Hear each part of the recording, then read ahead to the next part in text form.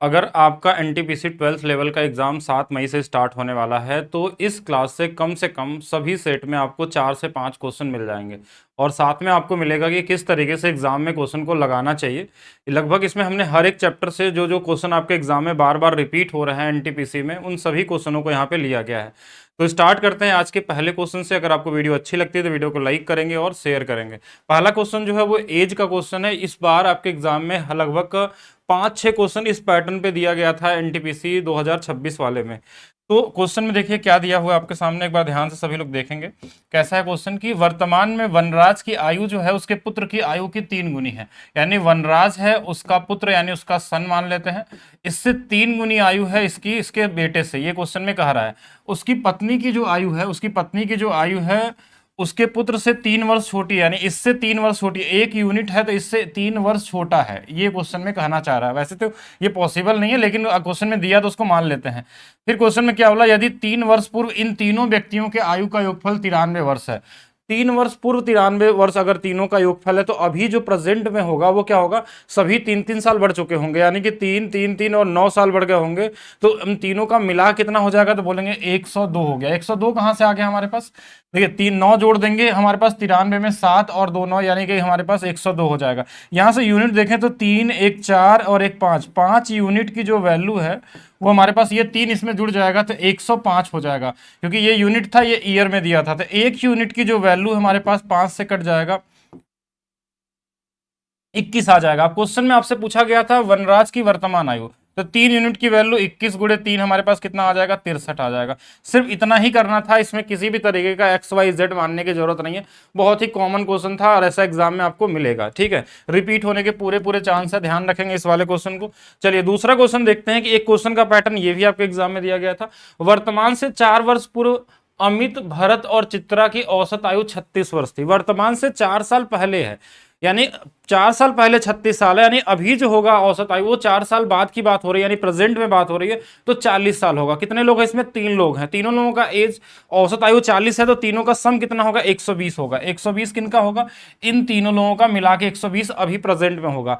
औसत आयु एज के साथ साथ बढ़ती है, जैसे अगर मान लीजिए 1 साल बढ़ गया तो औसत आयु भी 1 साल बढ़ जाएगा, 2 साल बढ़ गया तो औसत आयु, ये 4 वर्ष पहले 36 था तो अभी कितना होगा, 40 होगा, और 40 तीन लोगों का यानी 120 हो जाएगा। फिर क्वेश्चन में बोला कि 6 वर्ष पहले पूर्व अमित और भरत की औसत आयु 3 वर्ष थी। देखिए 6 वर्ष पहले थी, यानी कि अभी 36 हो गई होगी, 30 था तो 36, और 2 लोग इसमें हैं, 2 लोग हैं यानी 2 से गुणा कर देंगे तो इनका एज आ जाएगा हमारे पास 36 दूना 72। इनके बीच का जो डिफरेंस होगा हमारे पास वो कितना हो जाएगा, देखिए 28 इधर 20 इधर, यानी 48 का। ये 48 किसका एज होगा, देखिए इसमें अमित और भरत है, अमित भरत काट देंगे तो हमारे पास चित्रा की आयु बन गई प्रेजेंट की। लेकिन क्वेश्चन में पूछा गया वर्तमान से 3 वर्ष पहले क्या आयु थी, तो इसमें 3 साल घटा देंगे, हमारे पास आंसर आ जाएगा 45। ये क्वेश्चन क्या है, मेंटली लगाने वाला, इसमें लिखने की कोई जरूरत नहीं थी, बस आप कॉमन तरीके से लगा। 40 का 3 गुना हमारे पास 120, 36 का 2 गुना 108, 48 है, 3 साल घटा दिया। 3 साल बाद बोलता तो 3 साल जोड़ लेते, 5 साल पहले बोलता तो 5 साल घटा देते, यही हमारे पास आंसर होता है। एक क्वेश्चन और देखेंगे, हाइट एंड डिस्टेंस का क्वेश्चन। ये क्वेश्चन इस बार लगभग आप कई सेट में देखने को मिल जाएगा आपको। इस हाइट एंड डिस्टेंस में आपको अगर बेसिक वाले जो क्वेश्चन पूछे आते हैं उसमें 3 एंगल के बारे में जानकारी अगर आपके पास है, 3 एंगल का मतलब एक हमारे पास आता है 30 डिग्री वाला, एक हमारे पास आता है 60 डिग्री वाला, और एक हमारे पास आता है 45 डिग्री वाला। बस इतने से ही लगभग आप 90% क्वेश्चन लगा सकते हैं जो आपके एग्जाम में इस बार पूछा गया था। बाकी इसके अलावा ये डबल डबल एंगल भी होते हैं। 30 वाले में क्या होता है कि सामने वाला 1 होता है, ये √3 होता है, और ये वाला 2 होता है। 60 वाले में हमेशा सामने वाला √3 होगा, ये 1 होगा, ये 2 होगा। 45 वाले में ये 1 1 बराबर होते हैं, ये √2 होता है। अब इन्हीं में से कोई ना कोई आपके एग्जाम में क्वेश्चन में दिया गया, जैसे 45 दिया तो हम सीधा सीधा बना लेंगे कि ये वाला 1 1, अगर ये 45 है तो ये वाला √2 होगा। क्या दिया गया क्वेश्चन में, एक मीनार भूमि के ऊर्ध्वाधर रूप से खड़ी है, भूमि से बिंदु से जमीन के आधार से इतना दूर है, यानी ये एक यूनिट की वैल्यू 28.6 दिया है, तो टावर के शीर्ष एक की वैल्यू भी 28.6 होगा, क्योंकि ये दोनों बराबर बराबर होते हैं, यानी इसका आंसर यही हो जाएगा। ये मेंटली लगाने वाला क्वेश्चन है, 45 देखते ही आपको दोनों बराबर बराबर आंसर आपको दिख जाना चाहिए था। ये 2-3 सेकंड में एग्जाम में आपको लगना चाहिए। चलिए नेक्स्ट और देखिए, अगर 60 अंश का कोड आ गया हमारे पास, 60 का आ गया, तो हम क्या करेंगे, देखिए 60 वाले में हमको एक चीज पता है कि 60 के सामने वाला √3, नीचे वाला 1, ये वाला 2। अब क्या दिया है इन तीनों में वो ढूंढना होगा आपको। दीवार के सापेक्ष सीढ़ी उन्नयन कोण 60 है, तो सीढ़ी का निचला सिरा दीवार से इतना दूर है, यानी एक यूनिट की वैल्यू हमारे पास 11.5 दिया, निचला सिरा ये वाला। सीढ़ी की लंबाई, सीढ़ी ये तो होगी नहीं, सीढ़ी कुछ इस तरीके से होगी, यानी एक बराबर इतना, तो दो बराबर 11 दूना 22 और एक 23 हो जाएगा, यानी 23 आपका आंसर होगा। ये भी 2-3 सेकंड के अंदर लगा सकते हैं एग्जाम में। फिर हम बात करते हैं, कभी कभी 30 डिग्री वाला भी देता है आपको। 30 डिग्री वाले में अगर हम देखें तो क्या इस बार दिया है 30 डिग्री में हमारे पास क्या होता है कि ये सामने वाला 1, ये वाला √3 और ये वाला 2 होता है। अब पतंग उड़ा रहा है एक लड़का, 24.4 मीटर लंबी डोर, डोर हमेशा ऐसे होगी, यानी 2 यूनिट की वैल्यू 24.4 दिया है। फिर भूमि से 30 अंश का कोण बना दी, भूमि से पतंग की ऊंचाई, यानी ये वाली वैल्यू आपसे पूछी गई, ऊंचाई पूछी गई, 2 की वैल्यू दिया है तो 1 की वैल्यू 12.2 आ जाएगा। 12.2 कौन सा वाला, पहला वाला। यानी ये सारे के सारे जो क्वेश्चन थे ये कॉमन 2-2, 3-3 सेकंड वाले थे, अभी जो एज वाले किए। ऐसे हम लगभग हर एक चैप्टर का क्वेश्चन आपको आज इस क्लास में बताने वाले हैं। लेकिन इस क्लास को आगे बढ़ाने से पहले मैं बता दूं कि मेरा एक एप्लीकेशन है maths by DP sir official है, जिसमें अभी लास्ट के 2 दिन के लिए और ये कूपन कोड आपका काम कर रहा है अप्रैल 60, जिसपे 60% का ऑफ मिल रहा है। जो ये क्वेश्चन आप कर रहे हैं, जिसमें आज हम क्लास में लगभग इसके 35 क्वेश्चन या 36 क्वेश्चन कराने वाले हैं आपको, हर एक चैप्टर के जो टाइप आपको ज्यादा रिपीट हो रहा है। अगर आप पूरे एनटीपीसी के सभी क्वेश्चनों को करना चाहते हैं तो इस बैच के अंदर में आपको दे दिया गया है RRB NTPC, technician, group D, ALP, UPSI, मतलब सारे के सारे दिए गए। इस पे भी आपको 60% का ऑफ मिल जाएगा 222 रुपए पे, यानी लगभग 100 रुपए से कुछ कम प्राइस में ही आपको ये बैच मिल जाएगा। इसके अलावा जिनको बुक से पढ़ना है, बुक से अगर हर एक बुक का आप चाहते हैं, हर एक चैप्टर का एक टाइप वाइज आपको उनका बेसिक तरीका, साथ में उनका ट्रिक वाइज तरीका, चैप्टर वाइज उनके क्वेश्चन प्रैक्टिस, मतलब एक ऐसा बुक जिससे आप पढ़ के अपने स्पीड को 50% तेज कर सकते हैं अगर आपने बेसिक चीजें पढ़ ली है तो। ये बुक का लिंक भी आपको डिस्क्रिप्शन के अंदर में आपको यहाँ पे देखने को मिल जाएगा। चलिए स्टार्ट करते हैं, आगे वाले क्वेश्चनों की तरफ चलते हैं। कुछ क्वेश्चन देखिए, ये मेंसुरेशन का क्वेश्चन है। ऐसे क्वेश्चनों को एग्जाम में कैसे लगाना चाहिए, कभी भी मेंसुरेशन का क्वेश्चन आपको अभी इस बार मिलेगा अगर, और मिलना है, ये फिक्स है। तो सबसे पहले देखना है क्या यहाँ पाई का मान यूज करना है। अगर पाई का मान यूज करना तो सबसे पहला तरीका होगा 11 से कटने वाला नंबर ऑप्शन ढूंढेंगे। अगर ऑप्शन मिल गया एक ही ऑप्शन, तब तो आपको वही आंसर करके आगे निकल जाना। अगर एक से ज्यादा ऑप्शन मिला देन आप यहां से शुरू करेंगे क्वेश्चन को कि क्या सॉल्व करना है, कैसे लगाना है। तो 11 से कटने वाला हमारे पास जब एक ही ऑप्शन है तो हमको आगे जाना ही नहीं है, क्वेश्चन में टाइम भी वेस्ट नहीं करना है, क्योंकि फिर फार्मूला लगा के आप दूसरों से अपने आप को टाइम में पीछे कर रहे हैं, और कहीं ना कहीं आप 10-10, 20-20 हजार लोगों से पीछे जाते हैं एक क्वेश्चन में अगर आप टाइम वेस्ट करते हैं तो। चलिए नेक्स्ट क्वेश्चन एक और देखिएगा, औसत का एक क्वेश्चन इस बार पूछा गया था, रिपीटेड टाइप का क्वेश्चन, यानी कई क्वेश्चन देखने को एग्जाम में मिले थे इस तरीके से कि ए बी 3 समूह है, ए में 32 लोग हैं, बी में हमारे पास 52 लोग हैं, सी में हमारे पास 73 लोग हैं। सभी समूहों का औसत दी गई थी धनराशि, एक का 266 है, एक का 470 है और एक का हमारे पास 168 है।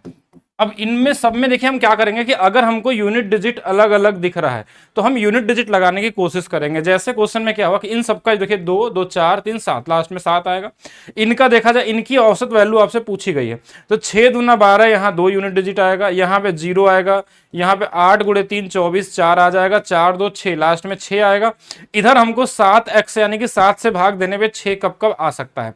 तो 7 के टेबल में अगर हम पढ़ें तो 7 × 8 = 56, 7 दूना 14, 7 छंग 42, 7 एकम 7, ये यूनिट इतने ही टेबल पढ़ना है आपको। तो 8वें बार में कट रहा है, यानी इसका मतलब ये वाला आंसर होगा। ऐसा नहीं कि पूरा मल्टीप्लाई करके या फिर जेएसएम मेथड लगा के आप लगाएं और कई लोगों से पीछे हो जाए। तो हमेशा आपको स्पीड के बारे में ध्यान रखना है। ये सारी चीजें आपको क्लास में बताई गई हैं, हर एक क्वेश्चन में किस तरीके से लगा सकते हैं। एक बड़ा इंपॉर्टेंट क्वेश्चन जो आपको हमेशा से बताया जाता है, क्लास में बहुत सारी वीडियोस की डाली गई है, कि अगर सीआईएसआई का डिफरेंस बेस पे क्वेश्चन आ जाए आपके एग्जाम में। डिफरेंस बेस का मतलब कि साधारण ब्याज वार्षिक रूप से चक्रवृद्धि ब्याज 2 वर्षों के लिए 4% समान दर से निवेश किया जाता है, अंत में ब्याज का जो अंतर है वो 52 पाएगा। यानी ऐसे केस में 2 तरीके से लगा सकते हैं। एक तो इसको फ्रैक्शन बदल लीजिए 1/25, इसी का स्क्वायर कर लीजिए 1/625, ये ऊपर वाला डिफरेंस होता है और नीचे वाला हमारे पास क्या होता है, नीचे वाला हमारे पास प्रिंसिपल होता है। यानी कि ये अगर 52 है तो इसमें भी सिर्फ 52 से गुणा कर देना है, आपका आंसर आ जाएगा। ये इतना ही करना है। अब इसको गुणा करने का तरीका क्या हो सकता है, वो आप 52 से गुणा करना है, तो आप इसका 6.25% निकाल लीजिए 52 का। ये अगर जिनको नहीं आता उनके लिए बता रहा हूं कि 6.25% परसेंटेज निकाल लीजिए इस 52 का। इसकी वैल्यू 1/16 होती है, 52 से गुणा कर लेंगे, 4 से 13 बार में, 4 से हमारे पास 4 बार में, यानी 13/4, 4 3 12, 1 बचेगा, 4 दूना 8 आ जाएगा। फिर हमारे पास 2 यानी 4 बचे 20 हो जाएगा। बाकी ये पॉइंट में आएगा, लेकिन हमको जो हमने यहाँ 2 अंकों पर पॉइंट लगाया था, परसेंटेज लगाया था, उसके वजह से यहाँ 0 बढ़ा देंगे, तो वही सेम चीज आ सकता है। बाकी आप चाहें तो मल्टीप्लाई भी कर सकते हैं किसी भी तरीके से। दूसरा तरीका ये हो सकता था कि अगर आप परसेंटेज में ही लगाना चाहते तो इस 4% का स्क्वायर कर देंगे 16%, इसको 2 अंकों पे दशमलव लगाते हैं, ये 52 की वैल्यू है, यहां से 100% की वैल्यू निकाल सकते हैं। ये इसका 6 पॉइंट यानी 625 गुना पे, तो ये भी 625 गुना पे होगा, वही सेम ही आंसर आने वाला है। इस तरीके से भी लगाया जा सकता है एग्जाम में, जैसा कैलकुलेशन आपके लिए ईजी रहे उस तरीके से जाने वाले हैं। 2 उम्मीदवारों के बीच हुए चुनाव में पंजीकृत मतदाताओं में 80% लोगों ने अपना वोट डाला। 80% का मतलब होता है 4/5, यानी 5 में से 4 लोगों ने वोट डाला, और 15% वोट अमान्य होगा, ये होता है 3/20, यानी कि 20 में से 3 वोट अमान्य है तो सही रहे होंगे, 7 वोट रहे होंगे। विजयी उम्मीदवार को वैध मतों का 75% प्राप्त हुआ और 289 वोटों के अंतर से चुनाव जीता। 75% पाया है, यानी 75% पाया तो हारने वाला 25 पाया होगा, जीता कितने से? 50% से, यही तो अंतर है, ये 1/2 होता है, यानी कि 2 में से 1 वोट का इसका अंतर है। अब चाहे तो यहां से आप चाहे तो नॉर्मली काट भी सकते हैं, अगर कुछ कट रहा 4/25, 5 गुणे 5 25 दूना 50, ये 50 आ गया, और यहाँ पे 17 आ गया। 17 की जो वैल्यू हमारे पास है वो क्वेश्चन में बोला था अंतर 289 है, इस 17 गुना पे ही होता है, तो 17 में 17 बचे 85, और 17 बचे 85 का मतलब 850 टोटल हमारे पास क्या रहे होंगे? वोट रहे होंगे। यही आपसे पूछा गया था, ये कॉमन सा क्वेश्चन है। चलिए नेक्स्ट क्वेश्चन और देखते हैं हम लोग। एक ठोस शंकु के समतल पृष्ठ के समानांतर 2 बराबर आयतन वाले टुकड़ों में काटा जाता है। जब शंकु को हम 2 बराबर आयतन के टुकड़ों में काटते हैं, जैसे मान लीजिए ये भी आयतन 1 है, ये भी आयतन 1 है, तो इस केस में मान लीजिए इसका हमारे पास रेडियस r है, इसका रेडियस कैपिटल R है, तो r और कैपिटल R का जो अनुपात होता है, जो आयतन होता है, जैसे इस वाले का आयतन कितना 1, इस पूरे का आयतन कितना होगा? 2 होगा, और इसी का क्यूब रूट कर देते हैं, इसी का क्यूब रूट कर देते हैं, तो ये हमारे पास क्या आता है? इन दोनों के रेडियस का अनुपात। अब अच्छा क्वेश्चन में हमको ये चीज पता चल गई कि r और कैपिटल R का जो अनुपात है वो 1/√2 है, लेकिन और क्वेश्चन में डेटा क्या दिया वो देखिए। क्वेश्चन में छोटे शंकु की जो ऊंचाई है छिन्नक के बड़े समतल क्षेत्रफल के व्यास के बराबर है। बोला इसकी जो ऊंचाई है h, इस ये वाला 2r के बराबर है, यानी जो h है वो हमारे पास 2r के बराबर है, यानी अगर r की वैल्यू यहां से निकालें तो h/2 हो सकती है। तो क्वेश्चन में बोला छोटे शंकु की त्रिज्या उसकी ऊंचाई कितनी गुनी है। अगर छोटे शंकु की त्रिज्या पूछेगी तो r का इधर गुणा होगा, r गुणे में 1/√2 हो जाएगा। r की वैल्यू कितनी है? h/2, यहां पे रख देंगे तो हमारे पास h/2 क्यूब रूट 2 हो जाएगा, यानी कि इस h का ये कितना गुना? 1/2 क्यूब रूट 2 हो जाएगा। कौन सा वाला हो जाएगा? 1/, ये तो 2 नहीं है इसमें, ये वाला आंसर हो जाएगा, डी वाला आपका क्या होगा? राइट आंसर हो जाएगा। ठीक है, तो यहाँ √2 भी है और यहाँ क्यूब रूट 2 है, यहाँ 2 है और 1/, में है, यानी कि डी वाला आपका राइट होगा। तो ये अच्छा क्वेश्चन था, इसको ध्यान रखेंगे। नेक्स्ट और क्वेश्चन देखिएगा, क्वेश्चन रेशियो क्वेश्चन। कैसा क्वेश्चन था? एक विद्यालय में प्रशिक्षित और प्रशिक्षित शिक्षकों का अनुपात दिया है 5 और 3 का, ठीक है, नियुक्त किया जाता है, और इनका जो है शिक्षकों का वेतन है 4 और इसका है 1। इसका मतलब क्या समझते हैं कि अगर ये 5 लोग थे, 4 रुपए वेतन मिलता है, यानी 20 रुपए मिलता होगा। ये 3 लोग हैं, 1 रुपए वेतन मिलता है, तो इनको 3 गुणे 1 3 मिलता होगा, दोनों को मिला के 23 रुपए वेतन मिलता होगा। लेकिन कुल वेतन जो था कुछ इतना था, 23 की वैल्यू 46 दिया था, इसके आगे 0.4 था, बाद में लगा लेंगे, ये 2 गुना पे है। अप्रशिक्षित शिक्षकों को कुल वेतन, यानी इसका भी 3 गुना कर लेना आपको, इन्हीं का पूछा गया है ना हमारे पास। अप्रशिक्षित शिक्षकों का भुगतान है कुल वेतन इतना, अप्रशिक्षित शिक्षकों को कुल वेतन कितना भुगतान किया गया।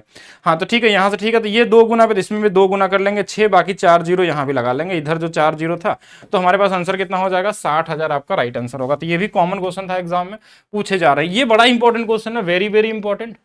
ध्यान रखेंगे ऐसे क्वेश्चनों को, ये एग्जाम में आपको रिपीट होने का चांस है। एलसीएम एचसीएफ में कुछ अलग अलग तरीके से क्वेश्चन दिया गया था। क्वेश्चन में क्या था हमारे पास?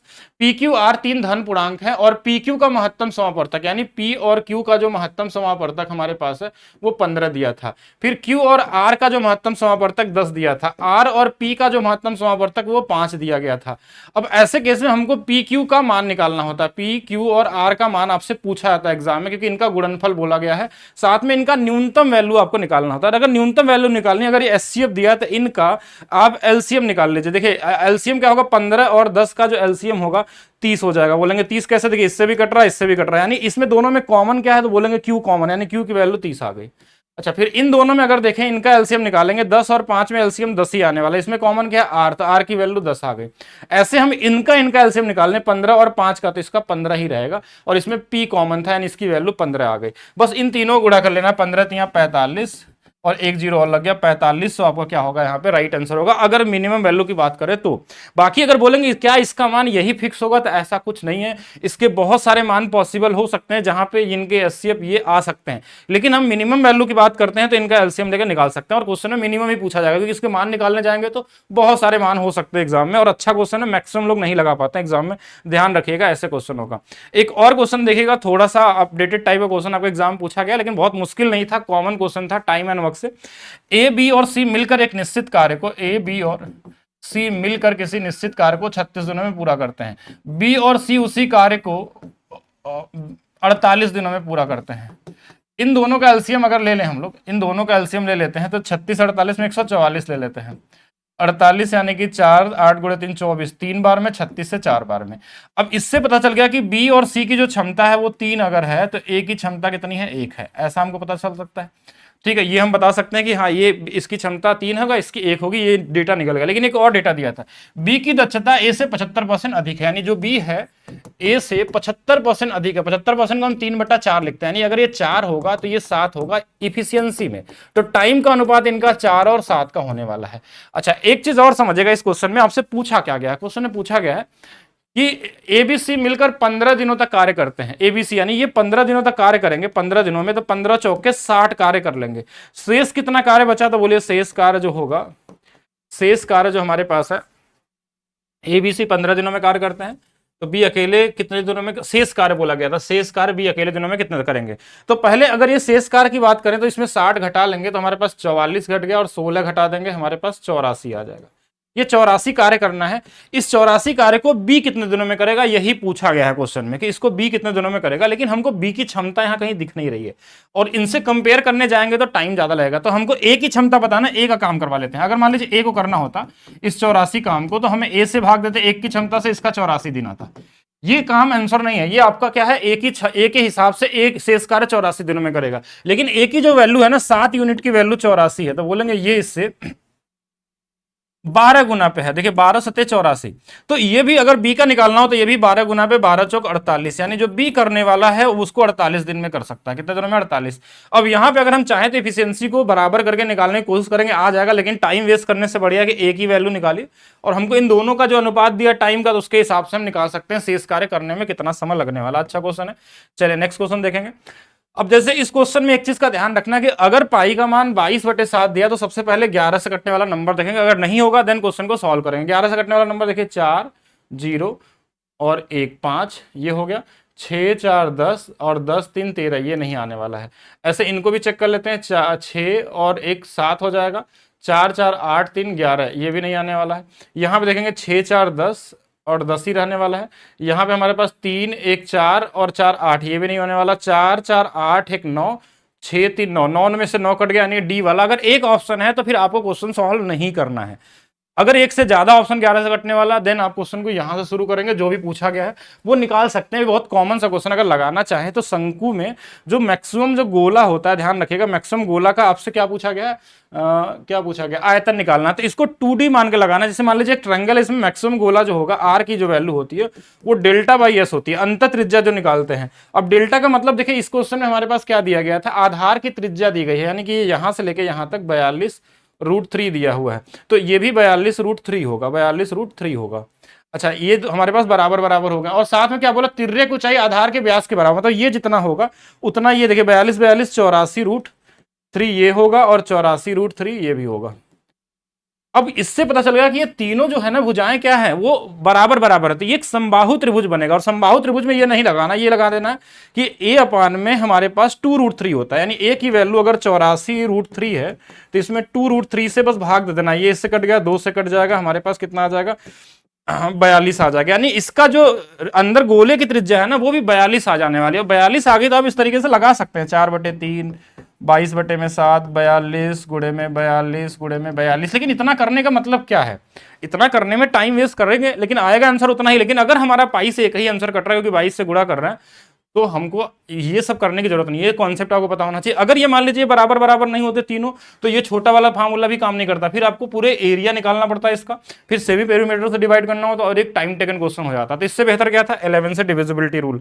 अगर है तो आपका काम हो गया, नहीं है तो सबके लिए बराबर बराबर टाइम लगने वाला एग्जाम में। एक महिला ने 90 मिनट तक 20 मीटर प्रति मिनट की चाल से और 60 मिनट तक, देखिए टाइम का अनुपात अगर दिया है, देखिए ये 30 से 3 बार में, 30 से 2 बार में, तो इसकी जो दूरी थी मीटर प्रति मिनट है और इसका कितना था 65 मीटर प्रति मिनट है, यही तो स्पीड दिया है। और संपूर्ण यात्रा का औसत चाल हमको 5 की वैल्यू निकालनी है, तो छोटे वाले वैल्यू को पता है, इसमें वो भी लगा सकते थे एलिगेशन भी, इससे कितना ज्यादा है तो आप बोलेंगे 45 ज्यादा। कितने लोग हैं, 2 लोग हैं, 45 गुणे में 2। कितने लोगों में बांटना है तो बोलेंगे 5 लोगों में, तो 5 9 45, 9 दूना 18, तो यानी 20 + 18 हमारे पास कितना आ जाएगा 38 आपका क्या होगा राइट आंसर होगा। तो ऑप्शन नंबर ए क्या होगा राइट आंसर होगा। इसमें यही तरीका लगाना, और भी क्वेश्चनों में आपको बताया गया। एक क्वेश्चन पाइप एंड सिस्टम में आपके सामने कई बार रिपीट हुआ, इस बार कई लोगों के सेट में दोबारा भी अगर आ जाए तो ऐसे क्वेश्चन को सेकंडों में लगा सकते हैं कि 2 नल एक टंकी को क्रमशः 4 घंटे 29 घंटे में, एक 4 घंटे में भरता है, 29 घंटे में, और तीसरा नल 29 घंटे में ही खाली करता। अगर एक भरने वाला और खाली करने वाले की इफिशियंसी बराबर है तो इनको सॉल्व करने का कोई मतलब है नहीं। तो यानी कि ये दोनों तो एक भरेगा एक खाली करेगा, इससे कोई फर्क पड़ेगा नहीं, यानी 4 ही घंटे में टंकी भर जाएगी। अगर टंकी भरने का समय पूछा जाए तो आंसर होगा 4 घंटे। लेकिन बोला कि टंकी खाली टंकी को 1/4 भरना है, 1/4 भरना तो इसका 1/4, अगर 1/3 बोलता तो इसका 1/3, यानी कि 1 घंटे में टंकी भर जाएगी 1/4 हिस्सा। ये कई क्वेश्चन आए थे, कई जगहों पे सेम क्वेश्चन डेटा के साथ दिए गए थे, इनका ध्यान रखेंगे। बोट एंड स्ट्रीम अगर आपको दिख जाए तो आपको एक ही चीज का ध्यान रखना, सबसे पहले क्या लिखना है, boat, water, down stream and up stream. अब क्या क्या दिया क्वेश्चन देखेंगे, एक नाव जितने समय में धारा की दिशा में 36 किलोमीटर जा सकती है उतने ही समय में धारा के विपरीत 24 आ सकती है। ये जो टाइम कांस्टेंट होता है तो उस समय हमारा क्या होता है, स्पीड का अनुपात और डिस्टेंस का अनुपात सेम होता है, यानी 12 × 36, 12 दूना 24, यानी ये 3:2 का अनुपात दिया है। अगर ये 3:2 है तो 3:2 5 का आधा ये वाला 2.5, और 3:2 का अंतर 1 का आधा 0.5। देखिए इन दोनों को जोड़ने पे 3, इन दोनों घटाने पे 2 आना चाहिए। धारा की चाल 3 दिया, यानी इसकी वैल्यू 3 दिया है, ये इससे 6 गुना पे है, तो ये भी 6 गुना कर लेंगे, 15 आपका क्या हो जाएगा आंसर हो जाएगा। इजी क्वेश्चन, बोर्ड का ही पूछा था, बाकी आप किसी का भी निकाल सकते हैं। जसप्रीत ने इतने धनराशि 20% की ब्याज की दर से जमा करी वार्षिक रूप से, 2 वर्ष बाद मिश्र धन पूछा गया। यानी देखिए मिश्र धन पूछे तो क्वेश्चन में आप लगा तो सकते हैं कई तरीके से, लेकिन एक चीज और समझिएगा कि 20% बढ़ा, यानी इसका 120 और इसका 120, 2 बार परसेंटेज में बढ़ेगा, यही पूछा गया, यही आंसर, इसको किसी भी तरीके से लगा लीजिए। लेकिन ऐसे केस में आप डिविजिबिलिटी रूल का यूज कर सकते हैं, डिजिटल सम का यूज कर सकते हैं। जैसे इसके अंदर में 3 दिख रहा है, इसके अंदर में 3, यानी 3 3 2 बार दिखेगा तो क्या आ जाएगा 9, 9 से कटने वाला आंसर ढूंढिए। देखिए 9 से ये कट गया, 8 6 14 4 18, ये 9 से कट गया, 4 10 10 4 14 2 16, ये नहीं कटेगा, 9 कट जाएगा, 8 4 12 5 17, ये नहीं कटने वाला है, 6 2 8 9 4 1 5, नहीं, एक ही ऑप्शन कट रहा है, तो आपको आगे सॉल्व करने की जरूरत नहीं। बाकी आप चाहें तो लगा सकते हैं, अगर कॉमन तरीके से लगाना है तो आप सॉल्व करिए, नहीं तो 9 से कटने वाला देख लीजिए। इसके अंदर में और जो नंबर दिख जाए यहाँ पे देख सकते हैं, बहुत सारी चीजें ढूंढ के आप निकाल सकते हैं जो जो वैल्यू आ सकती है। फिर से बोट एंड स्ट्रीम, देखिए क्या लिखना है आपको, boat, water, down stream and up stream. 120 kilometre 6 घंटे में, 6 से काट दिया, 6 दूना 12, 120 किलोमीटर 10 घंटे में, यानी कि इसकी स्पीड आ गई 10, नहीं 12 आ गई, 10 है ना, तो ये कितना होगा 12 हो जाएगा। और ये हमारे पास चाल है, धारा की चाल 4 दिया, स्थिर जल में नाव की चाल पूछा गया। तो देखिए नाव की चाल क्या होता है, देखिए इन दोनों को जोड़ते हैं, इनको जोड़ेंगे तो कितना 32 का आधा 16, इन दोनों को घटाएंगे तो कितना 8, 8 का आधा कितना 4, ये तो ऐसे ही दिया था, इसकी वैल्यू 16 ही आ जाएगी, ये तो वैसे ही कॉमन क्वेश्चन था, तो इसमें कुछ करने की जरूरत नहीं थी।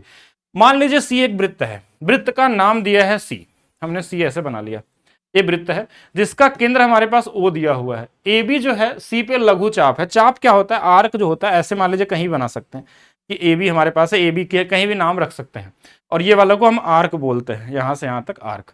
अच्छा क्वेश्चन में क्या, मान लीजिए एस जो है ना लघु चाप ए बी बिंदु है, लघु चाप मतलब इसी पे, अगर इसको मैं चाहूं तो ऐसे मिला सकता हूं, तो ये हमारा सेगमेंट बन जाएगा। इस पे कहीं एक जगह हमारे पास एस दिया हुआ है, जो ए बी है ओ पर 120 का कोण बनाता है, यानी यहां से यहां पे जो कोण बनता है वो 120 का बनता है। और क्वेश्चन में बोला कि ए एस बी, यानी कि यहां से लेके यहां तक का कोण हमको निकालना है। कौन सा वाला कोण निकालना है हमको, ये वाला कोण, जो रेड वाली लाइन है ना, ये वाला कोण निकालना है। अब यहां पे ऐसा मत करिए कि आमने सामने कोण 180 होता है, ऐसा नहीं होता, ऐसा तब होता है जब ये साइक्लिक क्वाड्रिलेटरल बनते हैं, यानी हम इसको यहां से यहां मिला दे तो ये चतुर्भुज बन जाएगा रेड वाला। देखिए इसमें आमने सामने के कोणों का योग कितना होगा, 180 होगा, अगर ये जो भी होगा इन दोनों को जोड़ने में 180 आएगा। एक प्रॉपर्टी और होती है, अगर सेंटर में बड़ा कोण जो है अगर 120 है, 120 है, तो ये वाला इसका आधा होता है, यानी ये 60 होता, अगर ये 60 है ना तो इन दोनों का सम 120 180 होना चाहिए, अगर ये 60 तो ये वाला 120 होगा, यानी 120 और 60 मिलकर 180 है, क्योंकि एक साइक्लिक क्वाड्रिलेटरल बनता है जिसके चारों शीर्ष सरकमफ्रेंस होने चाहिए, तभी वो हमारा चक्रीय चतुर्भुज कहलाता है, तभी आमने सामने के कोण बराबर बराबर नहीं 180 होते दोनों का योग। तो आंसर कितना हो जाएगा 120 आपका राइट आंसर होगा। इजी क्वेश्चन था ये वाला क्वेश्चन, तो अभी किए थे 38 आ रहा तो दोबारा आ गया, रिपीट हो गया। नेक्स्ट देखते हैं, यदि 2820 को दो भागों में इस प्रकार बांटा जाए कि पहले भाग का 1/5, पहले भाग का 1/5, दूसरे भाग का 1/8, 3:4 के अनुपात में अनुपात 3:4 हो, तो पहले और दूसरे भाग का अनुपात क्या होगा। ऐसे क्वेश्चनों में इसको बांटने में समय बर्बाद करने से अच्छा है कि पहले भाग का 1/5 और दूसरे भाग का 1/8 निकाल के देखिए किसमें आ रहा है। 1/5 बोला तो 5 से तो ये कटने वाला नहीं है, तो 5 से ये कट जाएगा, देखिए 5 से भाग देंगे तो कितना आ जाएगा 3, दूसरे का 1/8, 8 से भाग देंगे तो 4, लीजिए इसी वाले ऑप्शन में आ गया। इसमें चेक करेंगे तो कटेगा नहीं, ये वाला 5 से भाग देंगे तो ये नहीं कटेगा, तो ऑप्शन नंबर बी आपका क्या होगा राइट आंसर होगा, जिसमें 3-4 आपको दिख जाती है। कॉमन क्वेश्चन है, 2-3 सेकंड वाले एग्जाम में इसी तरीके से लगाना है। और टाइम एंड डिस्टेंस में हमने बताया था आपको हमेशा इस टाइम का अनुपात निकालना औसत चाल में। देखिए ये 48 किलोमीटर 12 की स्पीड से, 12 चौक 48, 4 घंटे का समय, 52 किलोमीटर 13 की स्पीड से, 4 घंटे इसका समय, और ये 120 किलोमीटर 15 के से, 15 8 120, ये अनुपात आ गया 4 1 1 और 2 का अनुपात है, सब मिला के 4 हो जाएंगे। इसकी स्पीड जो दिया था वो 12 दिया था, इसकी स्पीड जो दिया है वो 13 दिया है, और इसकी स्पीड दिया है 15। ठीक है, अब हमको चाहिए इसका आंसर कितना होगा, तो हमने क्या बोला छोटे वाले वैल्यू को ले लीजिए 12, हमने देखा इससे ये 1 ज्यादा है, कितने लोग हैं 1 लोग हैं, ये कितना ज्यादा है 3 ज्यादा है, 3 दूना 6 लोग हैं। ठीक है, तो ये +6, अब इन सबको बांट देना है किसने में 4 लोगों में, तो ये 12 तो हमारे पास है ही, और इसमें भाग दे देंगे तो ये 1.5 और आ जाएगा 1.5। तो हमारे पास देखिए कहीं गलत कर दिया क्या हमने, एक बार वेट करते हैं हम लोग। यहाँ पे 12 लिया था हमने, 1 ज्यादा था 1 ही आएगा प्लस, ठीक है, और ये 3 ज्यादा था, 12 से 3 दूना 6, 6 और 1 7 होगा यहाँ पे ना, इसलिए हमने गुणा का साइन लगा गड़बड़ कर दिया, ये 7/4 होगा। तो 7/4 यानी 4 1 कम 4 और 4 7 28 और 4 5 20, यानी कि 13.75 आपका क्या होगा राइट आंसर हो जाएगा। 13 जेएसएम लगा दिया, आप गुणा करके भी चाहे तो निकालते तो वही सेम ही चीज आपको मिलता है यहाँ पे। नेक्स्ट क्वेश्चन देखिएगा, ए और बी के वेतन का अनुपात 4 और 5 दिया है, 4 और 5 वेतन का अनुपात दिया है, ए को 20% की वृद्धि हो गई तो इसमें 120 से गुणा कर लीजिए। फिर क्वेश्चन में क्या बोला, बी के वेतन में 10% की कमी हो गई, 10% की कमी, तो आप इसमें 90 से गुणा कर लीजिए। अब कुछ कट जाए तो काट लीजिए, जैसे 30 से 3 बार में, 30 से 4 बार में, कुछ कट रहा नहीं तो गुणा कर लीजिए बाकी, देखिए ये 16 आ जाएगा, ये 15 आ जाएगा, तो यही आंसर होगा। ये कॉमन क्वेश्चन, इधर से कुछ कटता तो भी काट सकते थे, 13 में भी काट सकते हैं। नेक्स्ट देखिए, 16 विद्यार्थियों के अंकों का औसत 56 है, प्रत्येक विद्यार्थी के अंक को 2 गुना कर दिया जाए तो नया औसत। अगर औसत में कभी भी प्रत्येक संख्या में आप 2 गुना कर लीजिए तो औसत भी 2 गुना हो जाएगा, 4 गुना कर लेंगे 4 गुना हो जाएगा, सभी विद्यार्थियों में अगर आप 2 जोड़ते हैं तो औसत भी 2 जुड़ जाएगा, अगर सभी में 2 भाग देते हैं तो औसत में भी 2 से भाग हो जाएगा, अगर ये 2 गुना किया गया तो ये भी 2 गुना हो जाएगा। तो 112 आपका क्या होगा राइट आंसर होगा यहाँ पे। नेक्स्ट देखिएगा, एक कॉमन क्वेश्चन इस तरीके से मिल जाता है कि कैसे लगाना है ऐसे क्वेश्चनों में, तो इसमें ध्यान रखना आपको क्या कि आप इसमें चाहे तो लगा सकते हैं बेसिक तरीके से, लेकिन आप इलिमिनेट करना सीखिए। जैसे डी की वैल्यू हमसे हमारे पास क्या है 5 है, तो 5 से ये कटता ये कटता ये कटता, ठीक है। फिर हमारे पास किसका नंबर आता है सी का, तो हमने बोला सी की वैल्यू जो हमारे पास है वो हमारे पास सी कहाँ गया, यहाँ पे सी की वैल्यू 9 है, तो 9 से ये कट जाएगा, ये नहीं कटेगा, ये नहीं कटेगा और ये भी नहीं कटेगा, तो यही वाला आंसर हो गया। तो अब बस इलिमिनेट करना सीखिए, आसानी से आंसर निकाल सकते हैं, ज्यादा जो आगे जाने की जरूरत नहीं है। ट्रिग्नोमेट्री में कुछ कॉमन क्वेश्चन आए थे, बहुत बेसिक बेसिक वाले क्वेश्चन थे, ये दिया था, बोला इनके बीच में संबंध, जैसे ही साइन कॉस कहीं दिख जाए तो आपके दिमाग में आना चाहिए आइडेंटिटी लगाइए, sign square theta plus cos square theta की वैल्यू 1 होता है, यानी इन दोनों को स्क्वायर करके जोड़ लेना है, x square plus y square, इधर में देखिए ए स्क्वायर दोनों में कॉमन है तो साइन स्क्वायर थीटा और प्लस कॉस स्क्वायर थीटा, इसकी वैल्यू 1 हो जाएगी, इसको कोई मतलब है नहीं, तो सिर्फ यही वाला आंसर बच जाएगा, ऑप्शन नंबर बी आपका क्या होगा यहाँ पे राइट आंसर होने वाला है। नेक्स्ट क्वेश्चन देखिएगा, त्रिभुज एबीसी एक समकोण त्रिभुज है, समकोण त्रिभुज में हमारे पास बी की वैल्यू 90 डिग्री दिया हुआ है, A B C, A B बराबर 12 दिया है, ए सी बराबर हमारे पास 13 दिया, तो ये 5 हो जाएगा। tan ए माइनस tan सी, देखिए कंप्लीमेंट्री एंगल आपने ट्रिग्नोमेट्री में पढ़ा होगा कि अगर ये 90 हो गया ना तो ये दोनों कोण कंप्लीमेंट्री हो जाएंगे, क्योंकि ट्रायंगल के तीनों कोणों का योग 180 होता है, तो ये दोनों बचे हुए का योग कितना होगा 90 डिग्री होता है। जब दो कोणों का योग 90 डिग्री होता है, जैसे ए प्लस सी यहाँ पे क्या है 90 डिग्री है, तो हमको पता है कि tan ए माइनस में cot अगर c कर दे तो ये 0 आएगा, अगर हम यहाँ पे कर लें sin ए माइनस में cos c कर ले तो भी 0 आएगा, sec ए माइनस कोसेक सी कर लें तो भी जीरो आएगा। ये तीनों जीरो होते हैं अगर हमारे पास इन दोनों कोडों, जो इनका कोड है ये 90 रहे तो सीधा सीधा जीरो कर सकते हैं, या आप चाहे तो इनकी वैल्यू निकाल सकते हैं यहाँ से 12 5, तो भी आंसर सेम ही आने वाला और कट के जीरो ही मिलने वाला, तो कोई फायदा उससे है नहीं लगाने का। 11 लोगों का औसत दिया हमारे पास 61 दिया हुआ है, पहले 6 लोगों का औसत 64 दिया गया है, अंतिम 6 लोगों का औसत हमारे पास कितना दिया है, 61 दिया हुआ है। और हमको बोला गया जो छठा परिणाम, देखिए इसमें 6 6 12 लोग हैं, इसमें 11 लोग हैं, यानी कि इन दोनों को गुणा करके जोड़ के अगर इसको घटा दें तो हमारा आंसर आ जाएगा। तो क्यों घटाएं हम, अगर यूनिट डिजिट अलग अलग दिया है तो यूनिट डिजिट लगाए, 6 चौके 24 4 आएगा, यहाँ पे 6 आएगा, इधर में 1 आएगा, 6 4 10, 10 में से 1 घट जाएगा तो 9 वाला आंसर आ जाएगा, यही आंसर होगा। पूरा मल्टीप्लाई करने की जरूरत नहीं एग्जाम में। देखिए एक और क्वेश्चन देखिएगा, कभी भी अगर आपको ये क्वेश्चन बहुत बार बताया गया आपको कि अगर हमारे पास कुछ ऐसी वैल्यू दे जो इन दोनों के स्क्वायर का डिफरेंस अगर 1 आए, 7 का स्क्वायर 49, इसका स्क्वायर 48, दोनों का अंतर रहेगा, तो यहां से a प्लस 1/a की जो वैल्यू होती है, जो बड़ा वाली वैल्यू उसका 2 गुना होता है, और हमको क्यूब निकालना है। हमको क्या निकालना है, क्यूब निकालना है। तो क्यूब कैसे निकलता है, 14 का क्यूब माइनस में 3 इंटू में 14। अब हमको एक चीज तो पता चलेगा कि यही हमारे पास आंसर आने वाला है, तो रूट तो कहीं इसमें दिख नहीं रहा है, तो रूट वाला आंसर गलत, इसमें माइनस में भी कहीं नहीं दिख रहा, तो ये भी गलत, यही वाला सही होगा। यूनिट डिजिट चाहे तो लगा सकते थे, 4 का क्यूब यहाँ 64 आएगा, 4 3 12, लास्ट में 2 आएगा, एक ही आंसर था, निकाल सकते थे, माइनस का भी कोई चांस नहीं दिख रहा था यहाँ पे। 13 संख्याओं का औसत 8 है, प्रत्येक में 7 से गुणा किया जाए, अगर सभी में 7 से गुणा करेंगे तो औसत में भी 7 से गुणा हो जाएगा, 7 8 56, क्या आंसर हो जाएगा, बी वाला आपका क्या होगा, राइट आंसर हो जाएगा। कितने वर्ष में 9,000 पे 4% चक्रवृद्धि वर्ष वार्षिक ब्याज दर पे 720 साधारण ब्याज हो, चक्रवृद्धि नहीं है। तो देखिए 4% की मैं अगर बात करूं तो इसका 2 अंकों पे दशमलव लगा लीजिए, 1%, 90, तो 90 1%, तो 4 क्या होगा, 9 चौके 36, 360 उसका 1 साल में, 720 करना है इसका 2 गुना, यानी 2 साल लगेगा। तो कॉमन क्वेश्चन था ये, कुछ था नहीं इसमें। एक्स वाई के व्युत्क्रमानुपाती, व्युत्क्रमानुपाती का मतलब होता है गुणा, और जहां पे हमारे पास देखिए इसमें कोई तरीके का इक्वेशन बनाने की जरूरत नहीं है, कभी भी व्युत्क्रमानुपाती देगा इसका मतलब आपस में एक्स वाई का गुणा करना है। अगर यहाँ पे व्युत्क्रमानुपाती की जगह पे अगर डायरेक्टली प्रोपोर्शनल लेगा उसका मतलब होता है भाग देना, ठीक है, ये दो ही चीज होती है और इसके अलावा कुछ होता नहीं है। अगर गुणा के लिए बोला यानी एक्स वाई का मान शुरू में दिया, यानी 28 का गुणा 30 में करना है, फिर वही वापस चीज वाई का गुणा 20 दिया तो एक्स का मान क्या होगा, यही निकालना था, 0 से 0 काट जाएगा, 3 से ये 14, तो यहाँ 42 आंसर हो जाएगा, बस गुणा करके बराबर कर लेना। अगर मान लीजिए कहीं इसमें कोई डायरेक्टली होता तो नीचे भाग भी दे देते हैं, इतना ही करना होता और कुछ भी करने की जरूरत नहीं है एक्स्ट्रा आपको। नेक्स्ट क्वेश्चन और देखेंगे, जैसे ए का मान दिया था एक्स प्लस 2y में x, और b का मान दिया था ये वैल्यू, देखिए ये देखा जाए तो ए स्क्वायर माइनस बी स्क्वायर का क्या है हमारे पास, होल स्क्वायर है। बाकी अगर यहाँ ए बी का मान चाहे तो डायरेक्ट भी रख देंगे तो भी आंसर आएगा, लेकिन आप चाहें तो वैल्यू पुटिंग कर सकते हैं, x का मान 1 रख सकते हैं, 2 रख सकते हैं, 3 रख सकते हैं। अगर 1 रखेंगे तो देखिए 1 प्लस 2/1 यानी कि 3 आएगा, और b का मान अगर 1 माइनस 2/1 रखेंगे तो ये -1 आएगा, बस रख लीजिए। 3 का स्क्वायर कितना आ जाएगा हमारे पास, 9, और यहाँ पे -1 का स्क्वायर करेंगे तो भी 1 ही रहेगा, बराबर में स्क्वायर, यानी 8 का स्क्वायर आपका आंसर हो जाएगा 64, क्या होगा यहाँ पे राइट आंसर होने वाला है, ये आपका आंसर हो जाएगा। नेक्स्ट देखिएगा, ट्रिग्नोमेट्री का क्वेश्चन है, कंप्लीमेंट्री प्लस आइडेंटिटी क्वेश्चन है। जैसे कुछ आइडेंटिटी आपको लगाने आना चाहिए कि sec square theta minus tan square theta की वैल्यू 1 होता है, cosec square theta minus cot square theta की वैल्यू भी 1 होता है, ऐसे sine square theta plus cos square theta की वैल्यू 1 होता है, ठीक है, ये 3 होते हैं। जैसे यहाँ पे एक कॉट को चाहे तो आप tan बदल सकते हैं, इसको tan बदल सकते हैं, तो ये सेक माइनस tan की आइडेंटिटी बनेगी, यहाँ 3 कॉमन है तो इसकी वैल्यू 3 आ जाएगी। ऐसे कोसेक और कॉट बनेगा तो इसकी वैल्यू 1 आ जाएगी, 3 और 1 कितना आ जाएगा, 4 आ जाएगा, ये कॉमन है।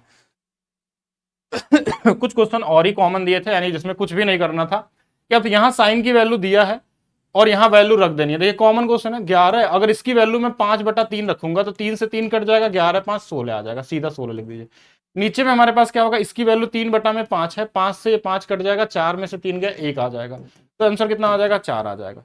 इतना ही करना था। तो ये आपके लगभग 37 से 38 क्वेश्चन थे। अगर आप इस क्लास को पूरा देख लिए, अगर आप एग्जाम देने जाएंगे तो हर सेट में आपको 4-5 क्वेश्चन सिर्फ एक क्लास से आपको देखने को मिल जाएंगे, और या इसी पैटर्न पे या तो इसी तरीके से या तो सेम क्वेश्चन आपको देखने को मिलेंगे। अगर यहाँ तक आपने वीडियो देखा है तो वीडियो को लाइक करेंगे, शेयर करेंगे। बाकी आप अपने स्पीड को अगर 10 गुना तेज करना चाहते हैं और एनटीपीसी के सभी क्वेश्चनों को लगाना चाहते हैं, इसमें तो मैंने आपको 30 कराया, बाकी आप सारे क्वेश्चनों को अगर देखना चाहते हैं एग्जाम से पहले, तो ये बैच है संपूर्ण बैच, जिसके अंदर में एनटीपीसी करा दिया गया है, टेक्नीशियन एएलपी करा दिया गया है, टेक्नीशियन भी कराया जा रहा है। बाकी इसके बाद ग्रुप डी स्टार्ट करेंगे हम लोग 5 तारीख के बाद से इसके अंदर में सॉल्व करना। तो और ये चीज़ें कहाँ मिलने वाली है, maths by DP sir official app पे। अभी एक कोड भी लग रहा है जिसपे आप 60% का ऑफ भी ले सकते हैं। बाकी मिलते हैं नेक्स्ट क्लास में, अभी के लिए रखते हैं सिर्फ इतना ही।